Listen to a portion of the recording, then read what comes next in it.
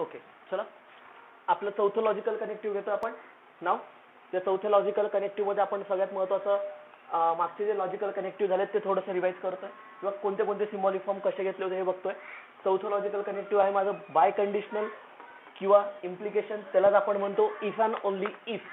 त्यालाच काय म्हणतो अजून इफ अँड ओनली इफ. लक्षात घ्या, इफ अँड ओनली इफ केव्हा वापरतो हेही लक्षात असू द्या. आणि त्याचा सिम्बॉलिक फॉर्म असा काहीतरी होता. नाव 5 लॉजिकल कनेक्टिव्ह पैकी हे चौथं लॉजिकल कनेक्टिव्ह आहे. त्याच्यातलं पहिलं लॉजिकल कनेक्टिव्ह आपण असं घेतलं होतं अँड, त्यालाच म्हणायचं कंजंक्शन. त्याचा सिम्बॉलिक फॉर्म असा काहीतरी होता. नंतर ऑर दुसरं लॉजिकल कनेक्टिव्ह होतं, त्यालाच आपण डिसजंक्शन म्हणतो. वाक्यामध्ये वापरल्यानंतर त्यालाच आपण सिम्बॉलिक फॉर्म असा काहीतरी देत असतो.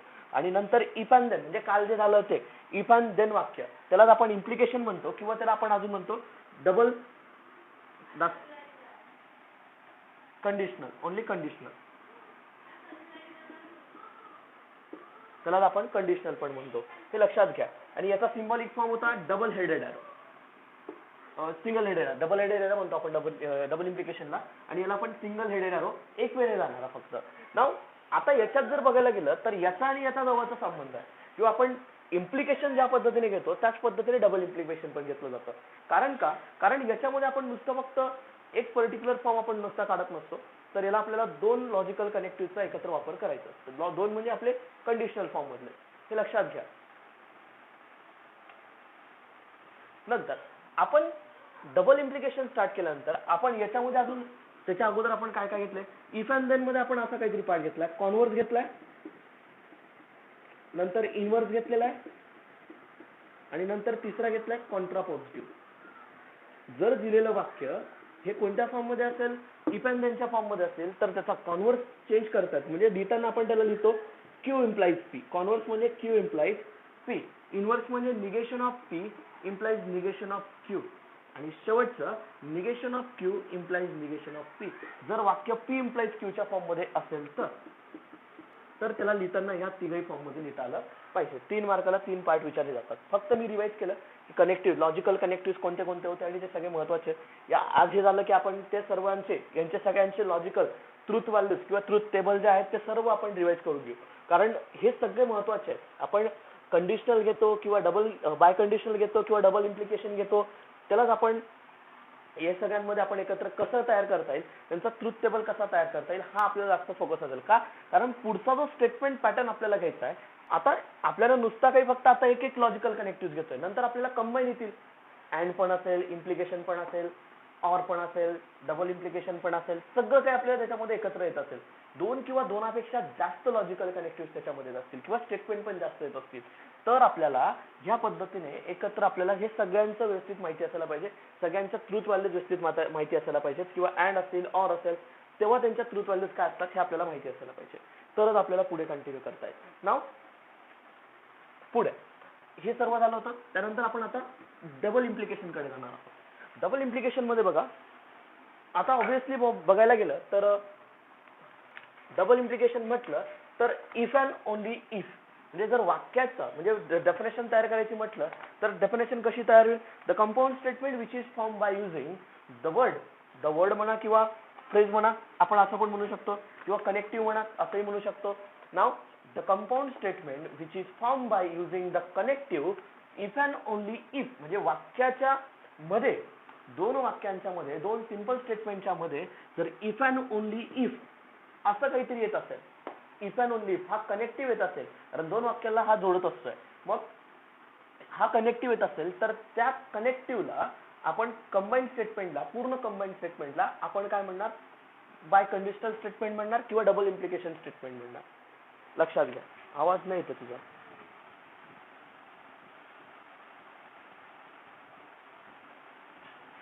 तुमचा आवाज नाही येत रे मला क्लिअर.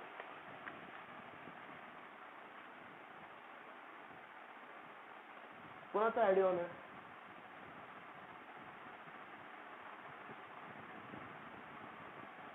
ऑडिओ ऑफ करायचं सर्वांनी. ज्याचा ऑडिओ ऑन असेल त्याला मी लेफ्ट करू दिला आता. Okay,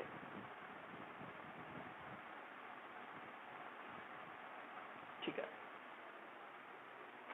now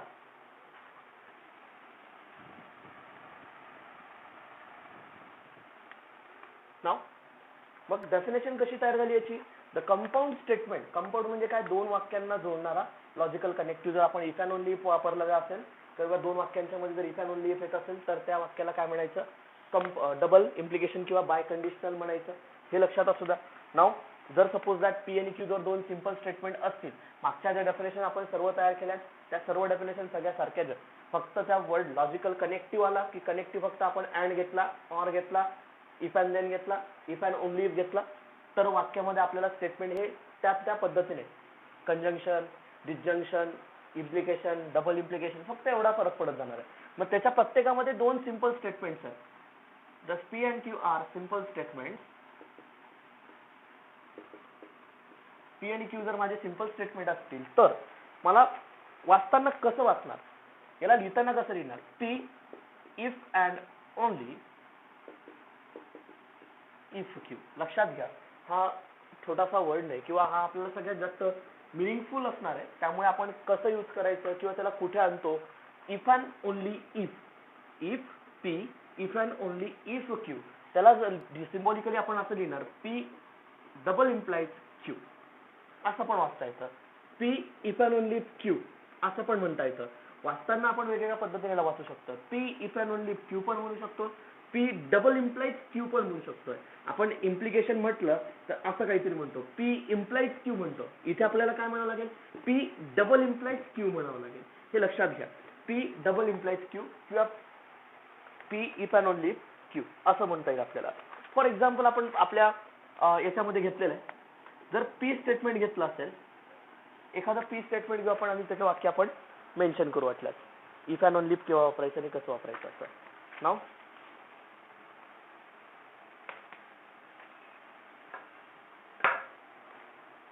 just if you take as P statement, price increases.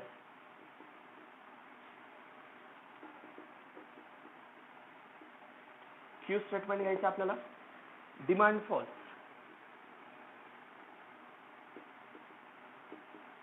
Demand falls. Okay. Now याचं वाक्य इफ अँड ओनली मध्ये कसं तयार होईल? याचं बाय कंडिशनल स्टेटमेंट, याचं बाय कंडिशनल स्टेटमेंट किंवा डबल इम्प्लिकेशन स्टेटमेंट कसं तयार होईल? P double implies Q. P double implies Q कसं तयार होईल? प्राइस इन्क्रीजेस, वाक्य एकत्र करून देतोय. Price increases if and only if. आता हे पी स्टेटमेंट झालं. ओके. कोणता लॉजिकल कनेक्टिव्ह वापरलाय? If and only if demand false.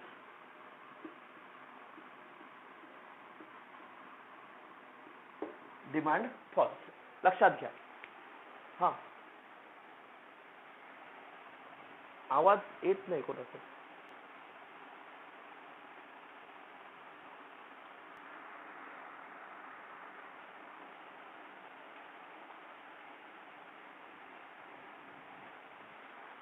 ठीक आहे. Price increases if and only if demand falls. म्हणजे लॉजिकल कनेक्टिव्ह कुठला वापरलाय मी? If and only if logical connective वापरलाय. लक्षात घ्या. नाव द प्राइस हे पी स्टेटमेंट होतं आणि हे माझं क्यू स्टेटमेंट होतं. म्हणजे ह्या दोन वाक्यांना कोणत्या लॉजिकल कनेक्टिव्हने जोडलंय? If and only if. म्हणून त्याचा सिम्बॉलिक फॉर्म पी वाक्य आणि क्यू वाक्याला जोडलेलं डबल इम्प्लिकेशन हा सिम्बॉलिक फॉर्म असणार आहे. कळतंय काय आपण काय घेतोय? ओके. नाव लक्षात घ्या. आता नाव याच्यानंतर हे एक्झाम्पल झालं. याच्यानंतर आपण काय बघायला पाहिजे? डेफिनेशन झाली. ओके. त्याचा सिम्बॉलिक फॉर्म झाला, एक्झाम्पल झालं. मग आता कुठे जायचं आपल्याला? त्याच्या ट्रुथ टेबल कडे. तुमचा आवाज मला कोणाचाच क्लिअर येत नाही. 2 मिनिटं.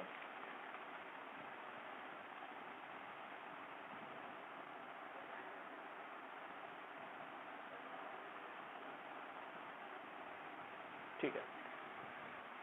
नाव आता याचा ट्रुथ टेबल आपल्याला फाइंड आउट करायचा आहे. ट्रुथ टेबल फाइंड आउट करत असताना डबल इम्प्लिकेशन मध्ये सगळ्यात महत्त्वाची गोष्ट एकच की आपण ट्रुथ टेबल केव्हा फाइंड आउट केला पाहिजे. याचा ट्रुथ टेबल फाइंड आउट करत असताना आपल्याला एक लक्षात ठेवलं पाहिजे की पहिलं स्टेटमेंट आणि दुसरं स्टेटमेंट हे कशावर डिपेंडेड आहे, कोणावर डिपेंडेड आहे, त्यानुसार आपली ट्रुथ टेबल मधली व्हॅल्यू. आता दोन स्टेटमेंटला किती पॉसिबिलिटीज असतात? 4 पॉसिबिलिटीज. कोणत्या? ट्रू, ट्रू, फॉल्स,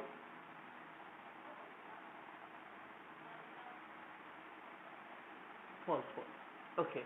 नाव आता यांचं कंबाईन आपल्याला डबल इम्प्लिकेशनचे ट्रूथ व्हॅल्यू काढायचे आहेत. P double implies क्यूच्या.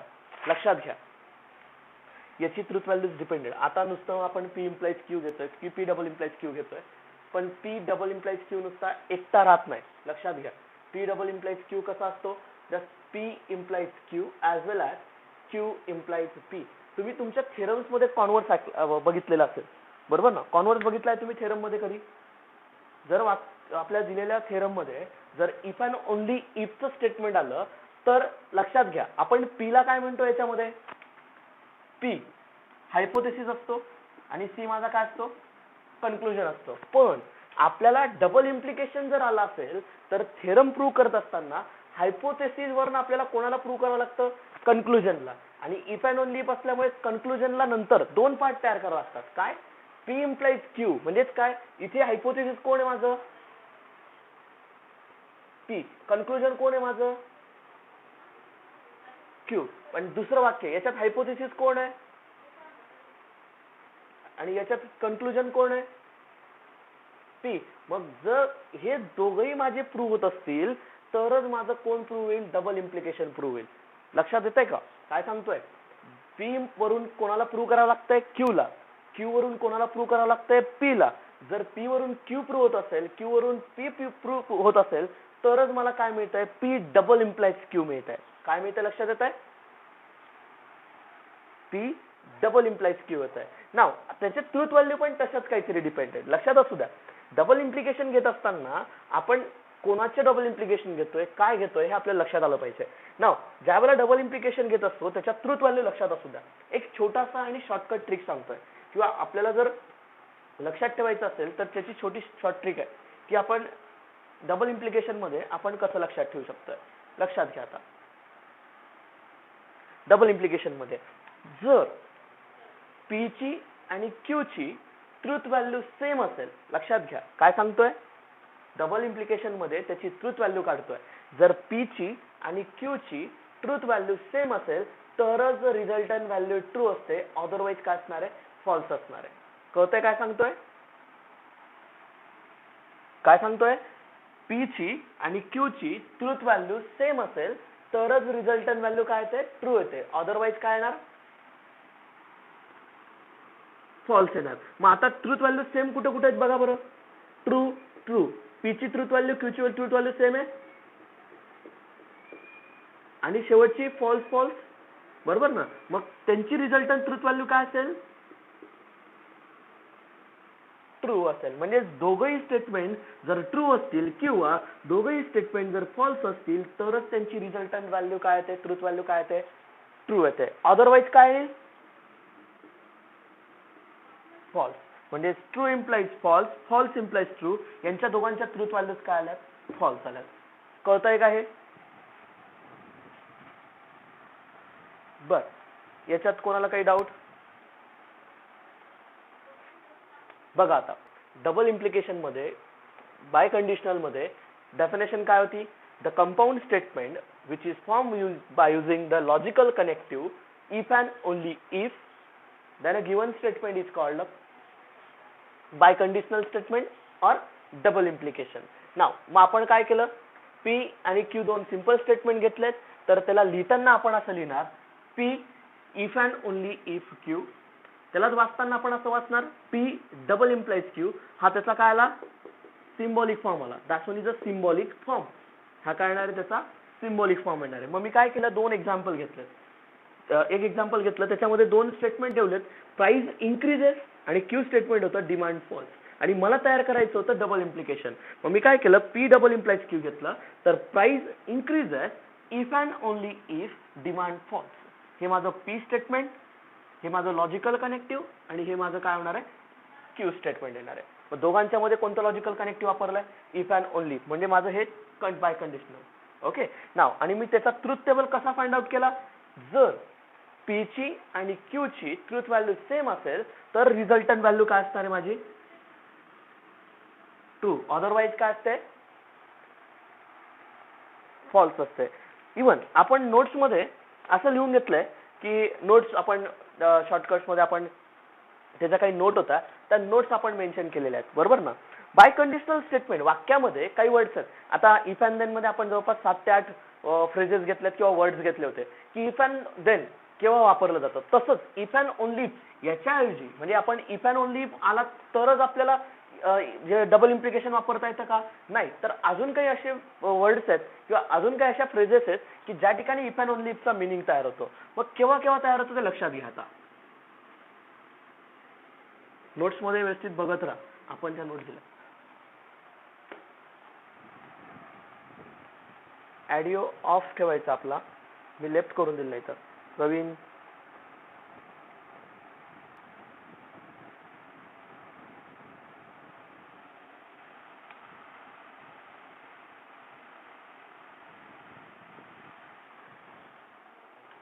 ओके. नाव पहिली जी नोट आहे त्या पहिल्या नोट मध्ये आपण असं म्हटलंय biconditional statement P double implies Q. Biconditional statement P double implies Q केव्हा केव्हा वापरतोय आपण. ओके, त्याच्यात पहिलं जे आहे जर वाक्य पी डबल इम्प्लाइज क्यूच्या फॉर्म मध्ये असेल तर कधी कधी येत आहेत. लक्षात घ्या, जर वाक्य असं असेल P if and only if,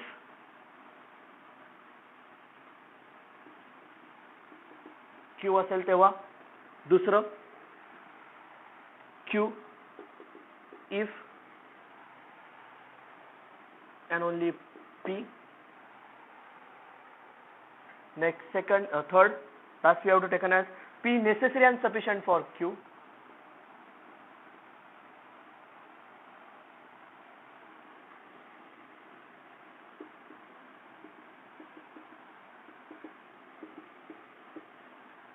P necessary and sufficient Q. जर वाक्यामध्ये हे फ्रेजेस येत असतील किंवा हे वर्ड्स येत असतील तर समजायचं की इफ अँड ओनली इफचं स्टेटमेंट आहे.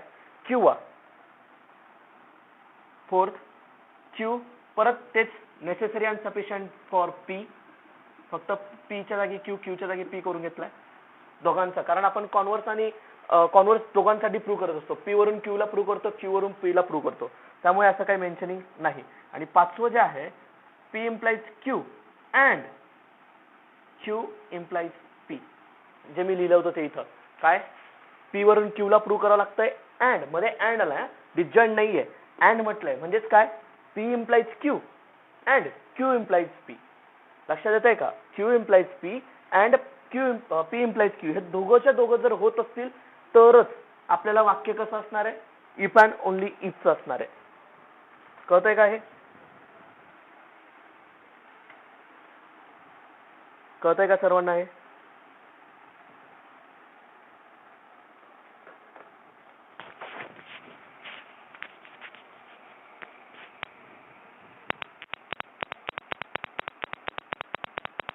Okay, now if and only if मध्ये आपण इफ अँड ओनली इफच्या ऐवजी जर आपल्याला असे काही वर्ड्स आले if and only if, necessary and sufficient for Q, Q is a necessary and sufficient for P, किंवा P implies Q and Q implies P, असे काही वर्ड्स आले तर काय वापरणार आपण. कोणत्या पद्धतीचं वाक्य असेल ते, कंपाऊंड स्टेटमेंट कोणतं असेल, कोणतं असेल obviously if and only if, किंवा त्याला आपण काय म्हणतो कंडिशनल स्टेटमेंट म्हणणार. कळतंय का हे. ओके, आणि आता सगळ्यात आपण नोटमध्ये आपण सगळ्यात महत्त्वाचा पार्ट जो घेतला होता प्रत्येक याच्यामध्ये घेतला होता तो म्हणजे कम्युटेटिव्ह लॉ. कोणता law,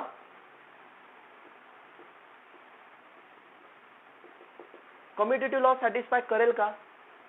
P implies Q, P double implies Q is equivalence to Q double implies P येईल का. पी डबल इम्प्लाइज क्यू आणि क्यू डबल इम्प्लाइज पी दोघंही सारखे येतील का, इक्विव्हॅलेंट आहेत का. आपण ट्रुथ टेबल फाउंड करू. बरं, आपण पी घेतला, क्यू घेतला, पी डबल इम्प्लाइज क्यू घेतला आणि क्यू डबल इम्प्लाइज पी घेतला. चला यांच्या ट्रुथ व्हॅल्यू सांगा मला पटापट. 4 truth value possibility, true true, true false, false true आणि फॉल्स फॉल्स. चला पी डबल इम्प्लाइज क्यूच्या ट्रूथ व्हॅल्यूज काय काय येतील? डबल इम्प्लिकेशन आहे लक्षात घ्या. दोघे स्टेटमेंट सेम असतील त्यावेळेला ट्रूथ व्हॅल्यू काय? Otherwise okay. Q double implies P मध्ये सुद्धा same. Q double implies P, Q double implies P दोघे स्टेटमेंट सेम असतील तरच ट्रूथ व्हॅल्यू काय?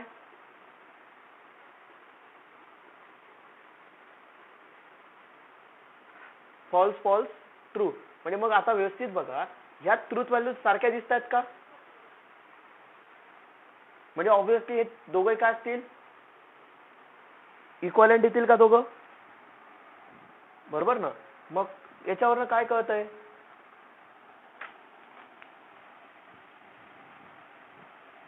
कम्युटेटिव्ह लॉ काय होतोय? सॅटिस्फाय होतोय. समजतंय का?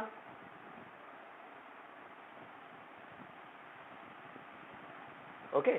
म्हणजे कम्युटेटिव्ह लॉ माझा व्हेरीफाय होतोय. मग कम्युटेटिव्ह लॉ कोणते कोणते लॉजिकल कनेक्टिव्ह सॅटिस्फाय करत होते? अँड करत होता, ऑर करत होता, इफ अँड देन करत होता का कम्युटेटिव्ह लॉ? नाही, if and then commutative law satisfy करत नव्हता. डबल इम्प्लिकेशन करताय?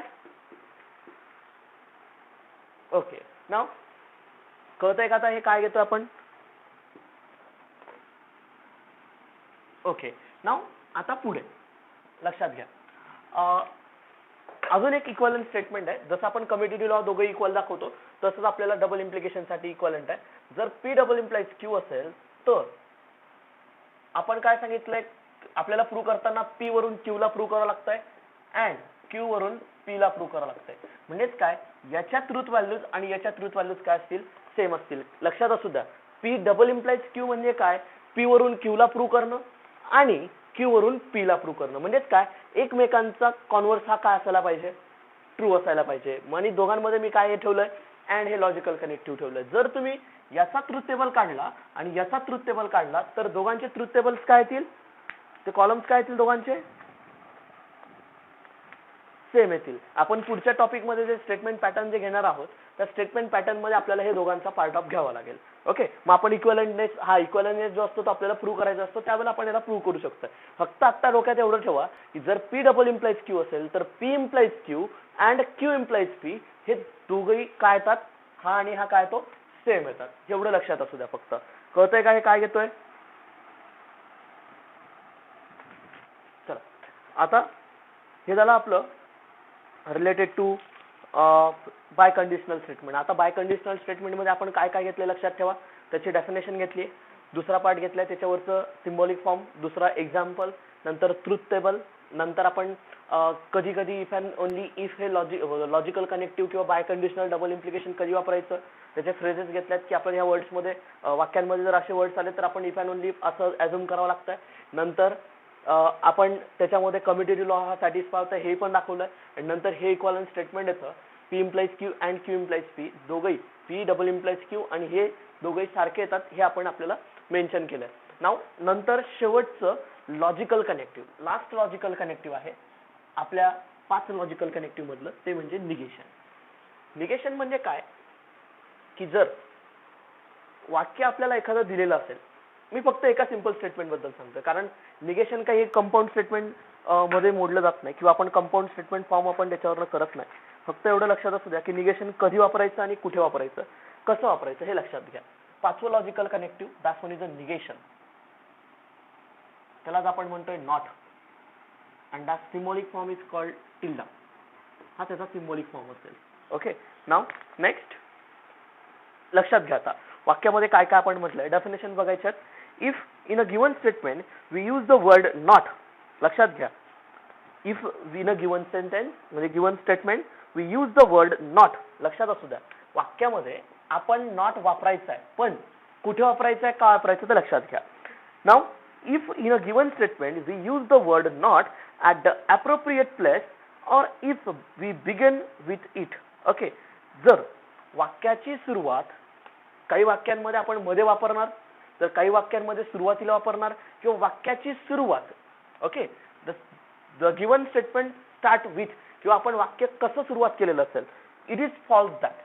वाक्याची सुरुवात जर असं काही वर्ड्सने झालेलं असेल, इट इज फॉल्स दॅट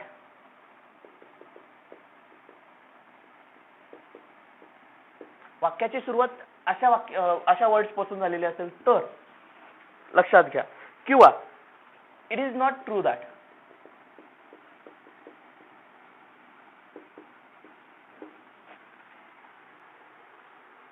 किंवा it is not case that,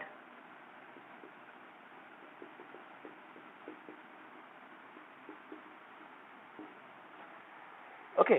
मग लक्षात घ्या आता वाक्यामध्ये निगेशन कधी होऊ शकतं किंवा निगेशन करत असताना आपण काय करायचंय. एखादं दिलेलं वाक्य असेल आणि त्या वाक्यामध्ये जर मला नॉट वापरायचं असेल, म्हणजेच काय निगेशन वापरायचं असेल, तर वाक्यामध्ये नॉट कुठे वापरायचा, कसा वापरायचा हे लक्षात असू द्या. वाक्यामध्ये एम इज आर आला तर आपण is not, are not, does not, do not, something of that आपण लिहू शकतोय. आपण असं मेन्शन करू शकतोय. लक्षात घ्या त्या ठिकाणी आपण नॉट इझिली वापरता येतो. पण जर वाक्याची सुरुवात अशा काही वर्ड्सने झालेली असेल किंवा अशा काही फ्रेजेसने झालेली असेल तर त्या ठिकाणी नॉट हा कुठे वापरायचा हे लक्षात असू द्या. किंवा आपण फक्त वाक्याला बदलू शकतो. फॉल्सच्या ऐवजी ट्रू करू शकतोय, नॉट ट्रू दॅटच्या ऐवजी फक्त ट्रू करू शकतोय, इट इज नॉट केसच्या ऐवजी केस करू शकतोय. फक्त एवढंच आपण करू शकतोय. वाक्य नॉट म्हणजे काय, जर दिलेलं वाक्य ट्रू असेल तर त्याला फॉल्स करा, दिलेलं वाक्य फॉल्स असेल तर ट्रू करा. एवढंच फक्त अदला बदल करायची, त्याच्यामध्ये दुसरं काही आपल्याला आणायचं नाहीये. लक्षात घ्या नॉट करायचं म्हणजे फक्त त्याचं निगेशन करायचं. दिलेलं वाक्य जर असेल सपोज दॅट, आपण एखादं वाक्य घेतलंय, सपोज आपण म्हटलंय पी स्टेटमेंट घेतलं, Nile is the longest river in the world. आपण असं वाक्य म्हटलं आणि जर तुम्हाला सांगितलं की याचा निगेशन करा, या वाक्याचं निगेशन करा, मग या वाक्याचं निगेशन कसं होईल. नाईल इज नॉट, लक्षात घ्या Nile is not longest river in the world. फक्त निगेशन करायचं. काय आपण अशा ठिकाणी नॉट वापरला, ऍप्रोप्रिएट प्लेस आहे त्याचा. काय ऍप्रोप्रिएट प्लेस, तुम्ही नॉट कुठेही नाही वापरू शकत किंवा नॉट सुरुवातीला नाही घेऊ शकत किंवा त्याची प्लेस आपल्याला परफेक्ट माहिती असायला पाहिजे. Nile is not the longest river in the world म्हणजे negation of P, tilde, that's one is a tilde, negation P म्हणजेच काय नाईल इज नॉट, मी इथे निगेशन वापरलं. लक्षात घ्या म्हणजे जर दिलेलं वाक्य ट्रू आहे तर त्याला फॉल्स केलं. आता दिलेलं वाक्य जर फॉल्स असेल तर मी त्याला ट्रू केलं असतं. Okay, is not the longest river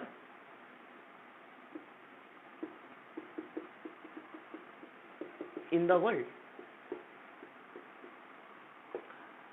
बघा आता काय केलं लक्षात येतंय का. निगेशन करत असताना आपण नॉट हा अशा ठिकाणी वापरला की त्याची प्लेस ही परफेक्ट असेल. Okay, that's one is a appropriate place for this. Okay, आपण नॉट कुठे वापरू शकतो का, नॉट कुठेही यूज करता येत नाही, पण फक्त त्याच्या ऍप्रोप्रिएट प्लेसला आपण तिथे यूज केलं. किंवा वाक्याची सुरुवात यांच्यापासून झालेली असेल तर आपण नॉट कुठे वापरायचं हे लक्षात असू द्या. नॉट आपल्याला फक्त काय करायचंय, दिलेलं वाक्य जर असेल, सपोज दॅट असं वाक्य दिलं असेल, इट इज फॉल्स दॅट, आणि पुढे काहीतरी वाक्य दिलेलं आहे, ह्याच्या पुढे आपलं वाक्य असेल, पी स्टेटमेंट असेल, याच्या पुढे दिलेलं असेल. ओके, इथे माझं पी स्टेटमेंट आहे. ओके, मग आपण काय करणार, जर हे वाक्य ट्रू दिलेलं असेल तर आपण इथे फॉल्सच्या ऐवजी ट्रू करून घ्या किंवा it is not false that असं मेन्शन करा. किंवा इथे असं म्हटलंय it is not true that P statement दिलेलं असेल, मग नॉटला काढून टाका, ट्रूच्या ऐवजी फॉल्स करून घ्या. निगेशन करत असताना डोक्यात एवढंच ठेवायचंय, कधी कधी आपल्याला नॉट काढावी लागतो. जर ट्रूचं फॉल्स करायचं असेल, फॉल्स टू ट्रू करायचं असेल, निगेशन वापरायचं असेल तर not of not will be again same statement. म्हणजे निगेशन ऑफ निगेशन म्हणजे मला स्वतः पी स्टेटमेंट मिळतं हे लक्षात असू द्या. Negation of negation. Okay, negation of negation करायला गेलो की आपलं परत स्टेटमेंट मिळून जाईल. मग आपल्याला जर निगेशनचं निगेशन करायचं असेल तर मला परत पी स्टेटमेंट मिळतंय. मग लक्षात असू द्या की नॉट कुठे वापरायचं आणि कशासाठी वापरायचं आहे. आणि वाक्याची सुरुवात, आता सपोज दॅट वाक्याची सुरुवात जर आपण अशी केली असेल, फॉर एक्झाम्पल हेच वाक्य आपण लिहितोय, यालाच लिहिताना आपण कसं लिहितोय लक्षात घ्या. वाक्याची सुरुवात आपण अशी काहीतरी करू. ओके, मग आपण असं मेन्शन केलं तर बघा, Nile is the longest river in the world. मग आपण असं म्हटलं चालेल का, इट इज फॉल्स दॅट, हेच वाक्य निगेशन पीस घेतोय, it is false that Nile is the longest in the world. वाक्याची सुरुवात कशाने केली बघा, इट इज फॉल्स दॅट ने केली. लक्षात येत आहे का सर्वांना.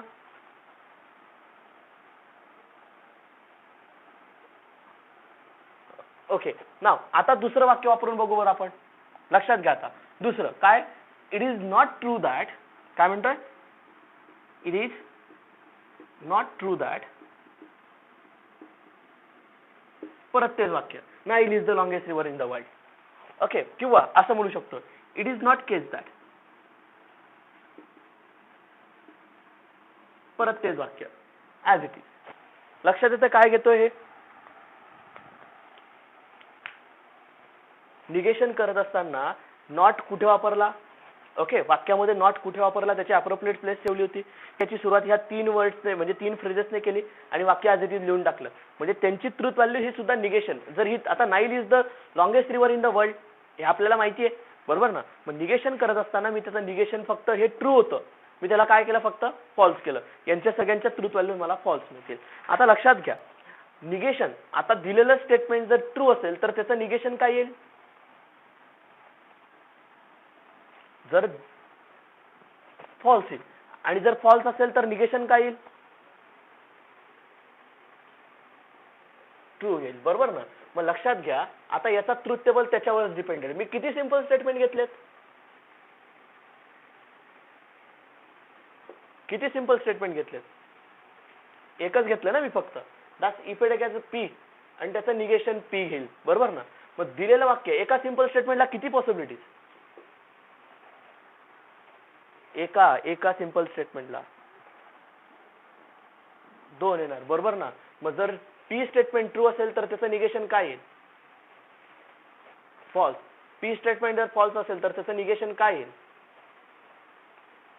ट्रू येईल. आता बघा हा त्याचा काय असेल, ट्रूथ टेबल. बस एवढंच लक्षात असू द्या. सिम्बॉलिक फॉर्म मध्ये त्याचा हा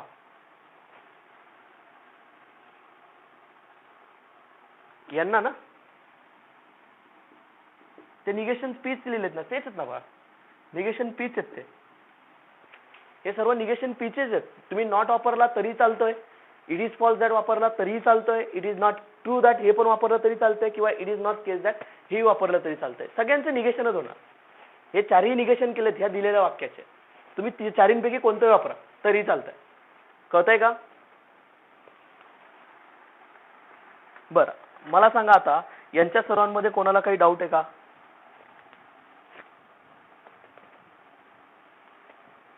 बरं मग आपले लॉजिकल कनेक्टिव्ह कोणते कोणते झालेत मग आतापर्यंत. मी अगोदर पण सांगितलं होतं आपले लॉजिकल कनेक्टिव्ह किती आहेत, 5. पहिलं लॉजिकल कनेक्टिव्ह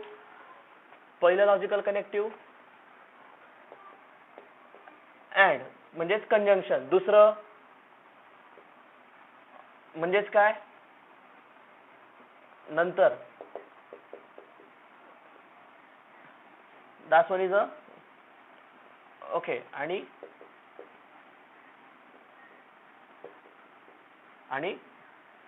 निगेशन नॉट हे ओके.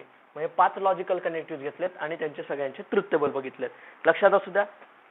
मी उद्या परत एकदा यांना सर्वांना रिवाइज करतो, त्याचे ट्रूथ व्हॅल्यूज रिवाइज करतो आणि मग त्यानंतर आपण पुढच्या टॉपिककडे जाणार. कारण आपल्याला परत एकदा रिवाइज करून तरच आपल्याला स्टेटमेंट पॅटर्न कळेल, त्याच्याशिवाय स्टेटमेंट पॅटर्न कळणार नाही. आणि अगोदर ज्यांचं बाकी असेल त्यांनी सर्वांनी अगोदर लॉजिकल कनेक्टिव्हचे सर्व लेक्चर जे मागचे झालेत ते 3 लेक्चर सर्व व्यवस्थित क्लिअर करा. आपले टोटल लेक्चर 7 झालेत. आजचं धरलं तर 8 लेक्चर आहेत. 8वं लेक्चर आपलं मी आज अपलोड करेल. मग आपले टोटल लेक्चर झालेत 8. त्याच्यातले मागचे 3 लेक्चर फक्त लॉजिकल कनेक्टिव्ह वरचे. आजचं 4थं लेक्चर आहे. असे 4 लेक्चर तुम्हाला मागचे सर्व बघायचे आहेत. मग 4 लेक्चर बघितल्यावर तुमचं हे लॉजिकल कनेक्टिव्ह टॉपिक क्लिअर होईल. त्यानंतर मग आपल्याला पुढचा टॉपिक जर केला तर पुढचा टॉपिक आपला क्लिअर होईल. हे लक्षात असू द्या. आणि महत्त्वाची गोष्ट अशी की आपण मागच्या लेक्चर्समध्ये जेवढ्या मागच्या 8 लेक्चर झाले तेवढ्याच्या तेवढे व्यवस्थित बघितलेत, क्लिअर कट केलेत, त्याच्यात ट्रूथ टेबल्स बघितल्यात, मी नोट्स दिलेल्या आहेत त्या नोट्स व्यवस्थित वाचल्यात तर आपल्याला पुढचा टॉपिक सोपा जाईल. हे लक्षात असू द्या. कारण एकमेकांवर डिपेंडेड पुढचे टॉपिक आहेत. आता झालं ते पुढच्या टॉपिकमध्ये आपल्याला यूज करायचे आहेत, ते पुढचं झालं की त्याच्या पुढच्या टॉपिकमध्ये त्याला यूज करायचं आहे. एकमेकांवर डिपेंडेड टॉपिक्स आहेत. त्यामुळे अगोदरचे टॉपिक कधीही क्लिअर ठेवा आणि मग त्यानंतर पुढच्या टॉपिक्सकडे जा. कळतंय सर्वांना. ठीक आहे. तुमचं ठीक आहे. उद्या आपला रेग्युलर वेळेत लेक्चर